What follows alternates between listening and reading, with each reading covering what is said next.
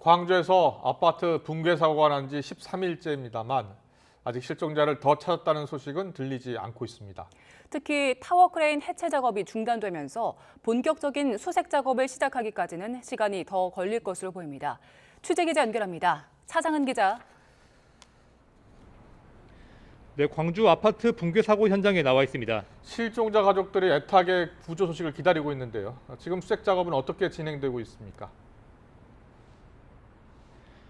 네, 소방당국은 건물 22층을 중심으로 수색 작업을 조심스럽게 진행하고 있습니다. 건물 잔해가 켜켜이 쌓여있는 상층부에 대한 수색은 아직 이루어지지 않고 있는데요. 현재까지 안전이 확보되지 않았기 때문입니다. 그동안 수색 작업에 큰 걸림돌이었던 타워 크레인의 해체 작업이 중단돼 조종실과 바로 아래에 있는 선회장치 등이 남아 있습니다.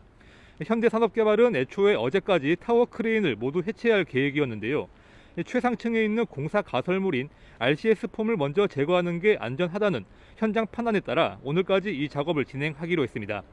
RCS 폼을 제거하는 과정에서 예기치 못한 불안정의 상황이 발생해 작업 시간이 길어지고 있다는 게 현대산업개발의 설명입니다. 2시간 전쯤에는 꼭대기 부분에 매달려 있던 콘크리트 외벽을 철거하기도 했습니다. 타워 크레인의 나머지 부분 철거 여부는 작업 이후로 전문가의 판단을 거쳐서 결정될 전망입니다. 네, 그렇다면 본격적인 수색 작업은 언제부터 시작이 됩니까? 네, 위태롭게 서 있는 건물 외벽의 안전 여부가 관건입니다. 소방당국은 RCS 폼을 제거한 이후에도 외벽의 안정이 확인되면 본격적인 수색 작업에 나설 계획인데요. 중앙119 구조본부 등 12개 기관에서 195명이 동원됐고 인명구조견과 드론도 투입됩니다. 어제 소방청은 본격적인 수색과 구조를 위해 전문 구조대원을 추가 동원하는 전국 소방력 동원령을 발령한 상태입니다.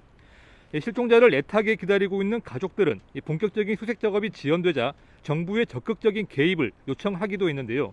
이에 따라 정부는 노동부와 행정안전부, 국토부와 소방청 등으로 구성한 중앙사고수습본부를 꾸리고 내일부터 사고 현장과 피해 지원을 총괄할 계획입니다. 지금까지 광주 아파트 붕괴 사고 현장에서 YTN 차상은입니다.